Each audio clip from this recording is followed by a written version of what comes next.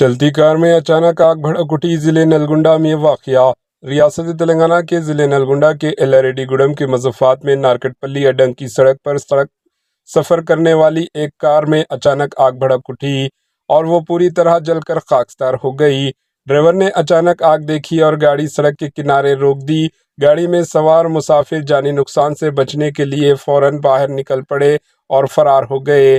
Fire fighters کے پہنچنے سے چند ہی منٹوں میں کار مکمل طور پر جل کر خاکستار ہو گئی۔ پولیس نے جائے واقعہ پر پہنچ کر ٹریفک میں خلل ڈالے بغیر کارروائی انجام دی۔ پولیس کا خیال ہے کہ حادثہ شارٹ سرکٹ کے باعث پیش آیا ہے۔ Bureau report AHN news.